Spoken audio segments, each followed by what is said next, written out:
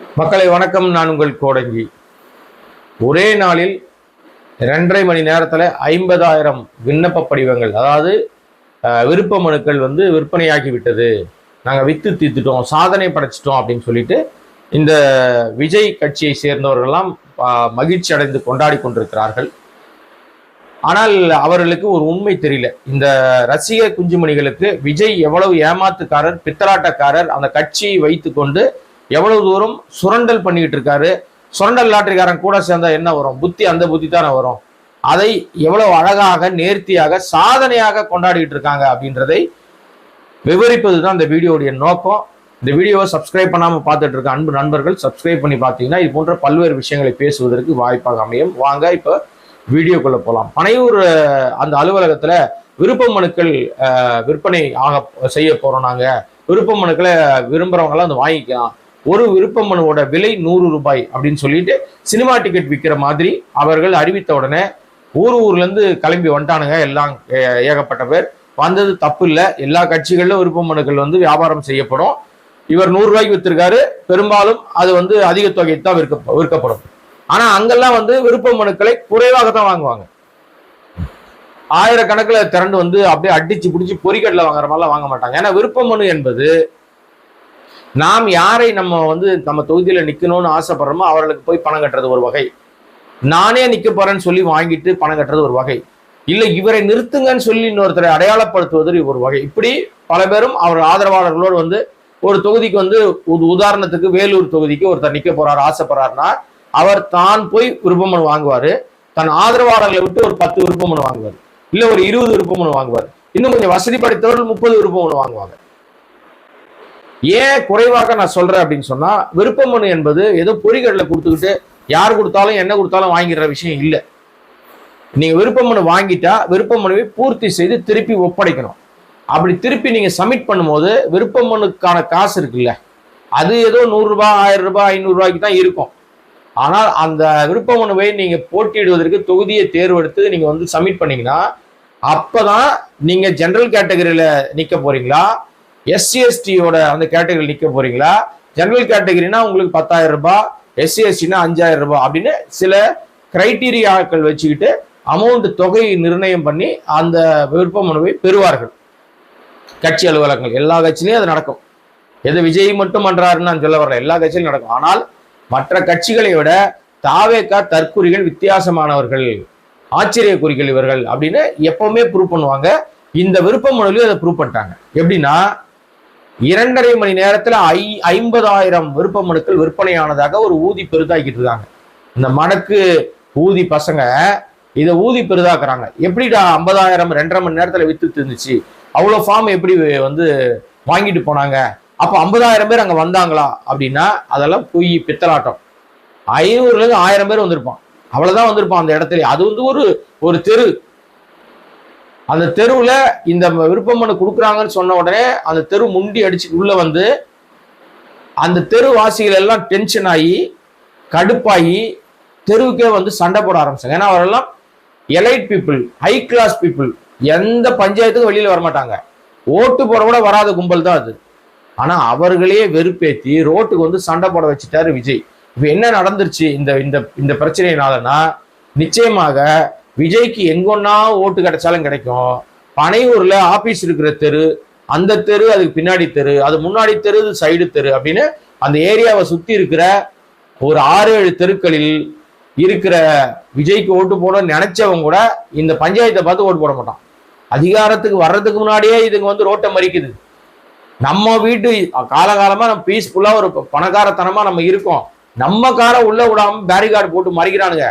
கேட்டா இவங்க யாரா பவர் கொடுத்தான்னு கேட்டா தெரியாதுன்றானுங்க. இப்பவே இப்படி ஆடுறானுங்க. இவனுக்கு எந்த காலத்துல அதிகாரத்துக்கு வந்துடக்கூடாதுன்னு அவங்க கடுப்பாய் கத்தனதெல்லாம் நீங்க வீடியோல பார்த்துருப்பீங்க. ஆக அந்த தெரு சுத்தி இருக்கிற எந்த தெருலையும் ஓடு கிடைக்காது. அவன் நிக்கிற அந்த வேட்பாளர் செத்தான், கிடைக்கிற ஏதோ 4-5 ஓட்டும் போயிருச்சா. இப்போ இந்த விருப்ப மனுக்கள்ல நமக்கு சந்தேகம் அது இல்லை. இது பத்தி பேச வரல, இது சந்தேகம் நம்மளுக்கு அது இல்லை. 2.5 மணி நேரத்துல 50,000 விண்ணப்ப படிவங்கள் விற்பனையானதாக சமூக வலைதளத்துல ஒரு பொய் பரப்புரை செஞ்சுக்கிட்டு இருக்காங்க.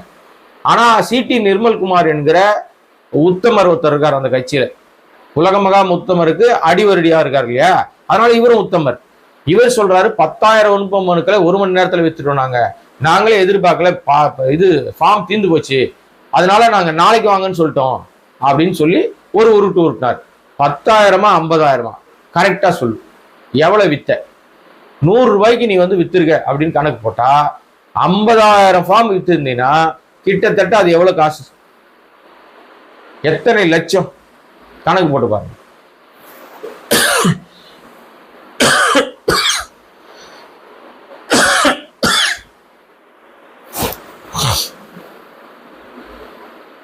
அப்ப அதுல ஒரு பெரிய கொள்ளை அடிச்சிருக்கீங்க. இந்த பொறிக்கடலை வாங்கிட்டு போயிருக்கான் பாத்தீங்களா, விருப்ப மனுவை 100 ரூபாய்க்கு கொடுத்து வாங்கிட்டு போனது தப்பு இல்லை. இந்த வாங்கிட்டு போன எல்லாரும் திருப்பி ஃபில்அப் பண்ணி கொடுக்கணும். இதுக்கு இடையில கூட்டம் சேர்ந்து பனையூர் வாசிகள்லாம் கொந்தளிச்ச உடனே இதான் பயந்தாங்கொல்லியாச்சே. நம்ம விஜய் வந்து பயந்தாங்கொல்லி கோழை, வீட்டுக்குள்ளேயே பதுங்கி இருக்கிற பதுங்கு புலி. அது இந்த புலிக்கு இந்த தகவல் நிச்சயமா போச்சா போலியான்னு தெரியல. இப்ப என்ன பிரச்சனை ஆகி போச்சுன்னா, கூட்டம் யாரும் சேரக்கூடாதுன்னு சொல்லிட்டு ஆன்லைன்லயே நாங்க வந்து ஃபார்மை கொடுத்துட்றோம், யாரும் வராதிங்க, அங்கிருந்து நீங்களே ஃபில்அப் பண்ணி அனுப்புங்கன்னு சொல்லிட்டு ஆன்லைன் ஓபன் பண்றோம். ஆன்லைன்ல எல்லாரும் டவுன்லோட் பண்ணிட்டு தெரியுறான். இப்ப 100 ரூபா வாங்கினவெல்லாம் தொக்கா, தக்காளி தொக்கா, உனக்கு 100 ரூபா கொடுத்து வாங்கினவெல்லாம் யோசிப்பாங்க, ஆடடா கொஞ்சம் லேட்டா போயிருந்தோம்னா ஆன்லைன்லயே பிரிண்ட் அவுட் எடுத்துருக்கலாமே, 100 ரூபா போச்சுடா, வேடிக்கை பார்க்க போய் 100 ரூபா போச்சுடா. இப்ப வாங்கின பல பேருடைய ஆசை என்னவா இருக்கும்னா, இந்த மாவட்ட செயலாளர் ஒரு கூட்டம் இருக்குது.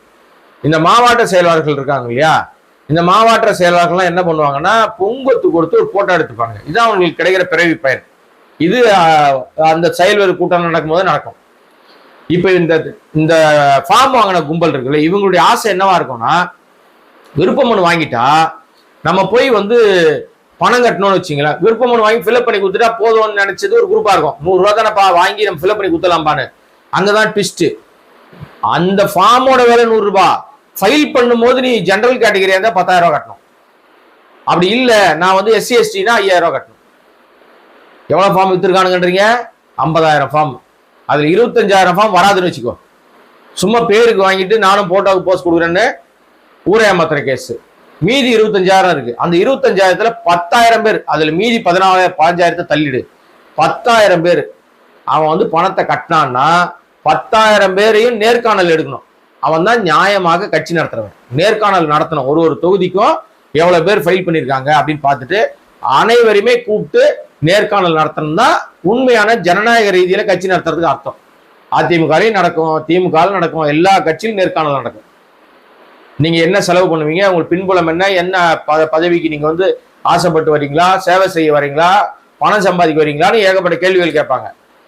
ஆனால் இது எல்லாமே நாம் கேவாஸ் தான். எல்லா கட்சியிலையும் திமுக அதிமுக உட்பட எல்லா கட்சியிலும் நாம் கேவாஸ். நேர்காணல் எடுத்து எந்த கேண்டிடேட் எடுக்க மாட்டாங்க. ஏற்கனவே கேண்டிடேட்டை செலக்ட் பண்ணி வச்சிருப்பாங்க. சும்மா பேரு கட்சியில அந்த நேரத்தில் போய் தலைவரை பார்க்கறதோ அந்த மாதிரிக்காகத்தான் அந்த நேர்காணல்கள் நடக்கும். எல்லா கட்சியிலும் நடக்கும். நான் ஏதோ இந்த கட்சியை மட்டும் பேசுறேன், அந்த கட்சியை மட்டும் பேசுறேன்லாம் கிடையாது. எல்லா கட்சியிலும் இது நடக்கும். அடிப்படையில இது இருக்கும். அதே மாதிரிதான் தேமுதிக நம்ம தாவேக்காலையும் 234 தொகுதிக்கு ஆளு ஏற்கனவே செலக்ட் பண்ணி வச்சிட்டாரு. ஒரு தொகுதிக்கு ஒரு ஆளு 2 கோடி ரூபாய் கட்டுன்னு சொல்லிட்டாரு. அதுல ஒரு குறிப்பிட்ட மக்களை ஏற்கனவே இவர் செலக்ட் பண்ணி வச்சிட்டார். அதுல 2 பேர் தான் ஹைலைட், மற்றவெல்லாம் விடுங்க. 2 பேர் ஹைலைட். இந்த YBMன்னு சொல்லிட்டு ஒரு பஸ், அந்த பஸ் நீங்க பார்த்துருப்பீங்க. இந்த பஸ் வந்து நிறைய ஆம்னி பஸ், நிறைய ஊருக்கு போயிட்டு இருக்கும். டக்குன்னு ஞாபகம் வரலையா உங்களுக்கு எல்லாம்? வேற வேற பேர்ல ஞாபகம் வருதா? இது சொன்னா டக்குன்னு ஞாபகம் வரும். இந்த கரூர்ல 41 பேர் செத்து போயிட்டாங்கல்ல, 41 பேர் செத்து போயிட்ட பிறகு செத்தவன் வீட்டுக்கு போய் ஆறுதல் சொல்லணும். ஆனா நம்ம விஜய் அதுலயும் ஒரு சாதனை பண்ணாரு.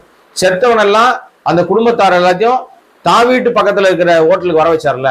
அப்ப வந்து கரூர்ல இருந்து பஸ், சொகுசு பஸ் புறப்பட்டு வந்துச்சா? எங்கேயும் பஸ் நிறுத்த கூடாது, யாருக்கிட்டையும் பேட்டி கொடுக்க கூடாது, கண்டிஷனோட கூட்டினு வந்தாங்கல்ல. அந்த பஸ் எல்லாம் திருப்பி போய் பாருங்க, அதெல்லாம் YBM பஸ். இந்த பஸ்னுடைய அந்த பஸ் சொந்தக்காரர் ஒருத்தர் எலெக்ஷன்ல நிக்க போறாரு தாவேகா சார்பில். அவர் பேர் பாலாஜியா. அவர் பஸ் கொடுக்கும் போதே இதெல்லாம் சேர்த்துன்னு சொல்லியிருக்காரு போல இருக்கு. அதே மாதிரி இன்னொரு கேரக்டர் விசிலர் சீட் தெரிஞ்சிட்டு இருக்கு, மடக்கு ஊதிக்கிட்டு இருக்குது. நீங்க தப்பா நினைக்கக்கூடாது. அந்த அம்மா அது ஒரு பெண், கல்வி நிறுவனம் நடத்துறாங்க. அவங்க அப்பா வந்து ஒரு எம்ஜிஆர் காலத்து ஆளு. இப்ப சமீபத்துல 2021 திமுக அரசாங்கம் ஆட்சிக்கு வந்த உடனே யாரெல்லாம் அரசு சொந்தமான இடங்களை வளைத்து வைத்திருக்கிறார்கள் தேடி பார்க்கும்போது இந்த கல்வி நிறுவனம், ஜேபிஆர் கல்வி நிறுவனம், சத்யபாமா கல்வி நிறுவனம் அரசினுடைய கிட்டத்தட்ட 2000 கோடி ரூபாய் மதிப்புள்ள இடங்களை ஆட்டையை போட்டு வச்சிருக்கு அப்படின்னு கண்டுபிடிக்கிறாங்க. அந்த இடங்களை எல்லாம் மீட்கிறார்கள். இவ்வளவு நாளா ஆண்டு அனுபவத்திருந்த சத்யபாமா அந்த கல்வி நிறுவனம், ஜேபிஆர் கல்வி நிறுவனத்தினுடைய அந்த மரியா வில்சன் என்னமோ சொல்றாங்க, இவங்களுக்கு ஆத்திரம் தாங்க முடியல. அதனால விஜயை வைத்துக்கொண்டு திமுகவை எதிர்க்கிறதுக்கு இப்போ விஜயோட கை கோத்திருக்காங்க. இவங்க ஒரு தொகுதி நிக்க போறாங்க, எந்த தொகுதின்னு தெரியாது, அவங்களுக்கு கண்டிப்பாக உண்டுன்றாங்க. இதை தாண்டி இன்னும் நிறைய பேர் இருக்காங்க. அருண்ராஜ் திருச்செங்கோடுல இப்பவே ஒரு அதிகாரி எம்எல்ஏ ஆயிட்ட மாதிரியே சீன் போட்டு திரிகிறாரு. ஆனா அவர் என்னைக்காவது ஒரு நாள் கண்டிப்பா கேஸ் வாங்குவார், கன்ஃபார்ம் கேஸ். அரசு அதிகாரிகளை வேலை செய்ய விடாமல் தடுத்த வழக்குன்னு அவர் மீது கண்டிப்பாக ஒரு வழக்கு பதியப்படும். அன்னைக்கு தான் அவருக்கு தெரியும், ஐஆர்எஸ் அதிகாரியா கௌரவமா கெத்தா இருந்திருக்கலாம், இது மாதிரி தேவையில்லாம சில்வன்ட்டை நம்பி நம்ம செருப்படி வாங்கிட்டு இருக்கோம், கேஸ் வாங்கிட்டு கோர்ட்டுக்கு கேஸ் அலையிறோம்னு அன்னைக்கு தான் தெரியும். ஒரு 4 கேஸை போட்டு விட போறாங்க, அப்பதான் மாப்பிள்ளையோட பதவி வெறி அடங்கும். சரி, ஓகே. எனிவே இந்த மாதிரி நிறைய பேர் சுத்திட்டு இருக்காங்க. ஏன் அந்த பாலாஜி அந்த பஸ் சமாச்சாரத்தை சொன்னேன்னா, இந்த மாதிரி யாரெல்லாம் காசு கொடுக்குறாங்களோ அவங்களுக்கு சீட்டு கொடுக்கறதுக்கு விஜய் முடிவு பண்ணிட்டாரு ஏற்கனவே. அப்படி முடிவு பண்ணி வச்ச பிறகு அப்புறம் என்ன வெண்ணைக்கு விருப்ப மனு கொடுக்குறீங்க இவ்வளவு ரூபாய் கொடுத்து? இது பித்தலாட்டம் தானே, கொள்ளடிக்கிறது தானே, உங்க கட்சிக்காரர்கிட்ட காசு கொடுங்கிறது தானே. பொறிகடல மாதிரி 100 ரூபாய்க்கு வித்துருக்கீங்க. சினிமா டிக்கெட்டா அது? வாங்கின மூஞ்செல்லாம் பாருங்க. ஏதாவது ஒண்ணு திருப்பி டெபாசிட் கட்டுமா? திருப்பி என்ன நினைப்பாங்கன்னா அவங்களுக்கு தெரியாது. இதை ஃபில்அப் பண்ணி நம்ம கொடுக்கும்போது நம்மகிட்ட 10,000 ரூபாய் கேட்பாங்க, பாக்கெட்ல உருவாங்க 10,000 ரூபான்னு தெரியாமையே பொறிகடல மாதிரி வாங்கி போயிடுச்சுங்க எல்லாம். வீட்டுக்கு வாங்கி போன பிறகு தான் தெரியும், நம்ம என்னமோ ஒன்று வாங்கி வந்தோமே, விஜய் அண்ணாவை பார்க்கறதுக்கு போனோம், ஏதோ ஒன்று வாங்கி வந்தோம், 100 ரூபா நம்ம கொடுத்துட்டு வந்தோம், இதை என்ன பண்றது நம்ம வச்சு அப்படின்னு முடிக்கிறவங்க தான் நிறைய பேர் இருப்பாங்க.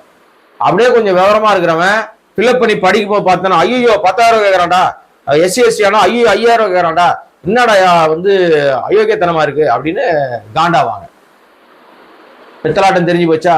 இதை விட இன்னொரு அந்த விருப்ப மனுல இவருடைய கொள்கை என்ன? பிறப்புக்கும் எல்லா உயிருக்கும், பிறப்பால் எல்லாருமே சமம், அதானே அதோட அர்த்தம். பிறப்புக்கும் எல்லா உயிருக்கும், அவ்வளவுதான். இதுல ஏற்றத்தாழ்வுகள் கிடையாது, சாதி பேதங்கள் கிடையாது, இன மொழி பேதங்கள்லாம் பார்க்க மாட்டோம், அதானே அர்த்தம். அப்படித்தானே பேசுறாரு விஜய். அதானே நீங்க எல்லாம் நம்புறீங்க. அதாவது விஜய் ரசிகர்கள், இந்த மங்குனி தற்கொலை ரசிகர்கள்னு ஏன் சொல்றோம்னா, அதுல ஆன்லைன்ல ஒரு ஃபார்மை பதிவேற்றம் பண்ணிருக்காங்க. ஆனா மங்குனிகளா அதை போய் பாருங்க, அது அதுல சாதி கேட்டிருக்காங்க. என்ன வெண்ணெய்க்கு சாதி கேட்டீங்க அப்படின்னு கேட்பாங்களா கேட்க மாட்டாங்க. மற்றவங்க கேட்கலனாலும் நான் கேட்பேன். அப்ப நீ ஜாதி பார்க்குற ஆள் தானே.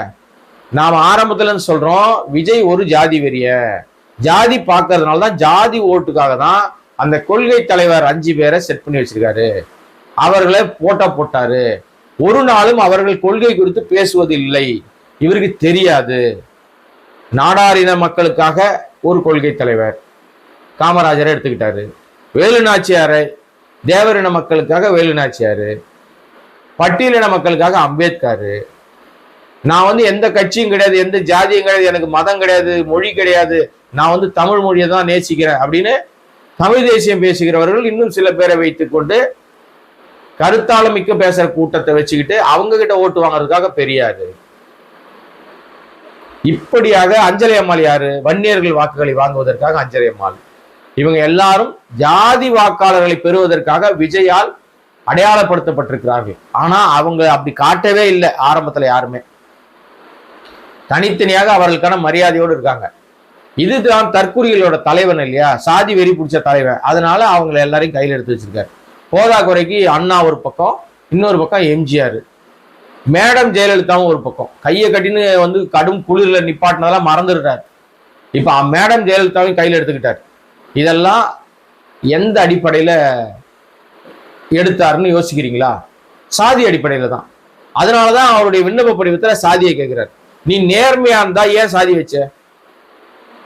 நீ பெரிய விளக்கண்ண தானே, ஏன் சாதி வச்ச அப்படின்னு கேட்பதற்கு யாருக்கும் துணிச்சல் இல்லை, யாரும் கேட்கல. ஆனா நம்ம கேட்போம். விஜய் ஒரு பித்தலாட்ட பேர் வழி, ஏமாத்து பேர் வழி, தான் கட்சிக்காரங்கிட்டே காசு வாங்கி கொள்ளடிக்கிற பேர் வழி. விருப்ப மனு கூட பொறிகடல மாதிரி 50,000 டிக்கெட், 50,000 எப்படி வித்திருக்க முடியுங்க 2.5 மணி நேரத்துல? வந்து தானே வாங்கணும். அப்போ பல்கா வித்துட்டீங்களா? இந்தாப்பா நீ யாரு, வா இந்த ஒரு 100 ஃபார்ம் நீ எடுத்துட்டு போ, நீ 200 ஃபார்ம் எடுத்துட்டு போ, நீ 300 ஃபார்ம் எடுத்துட்டு போ அப்படின்னு அப்படி 100கணக்கில் ஃபார்மை கொடுத்து அனுப்பி விட்டீங்களா?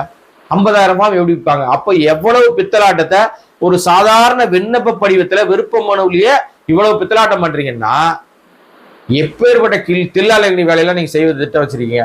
இதன் மூலமாக ஒரு பெரிய வசூல். அப்புறம் விருப்ப மனு சப்மிட் பண்ணவங்க 10,000 5,000 கட்டி அது ஒரு வசூல்.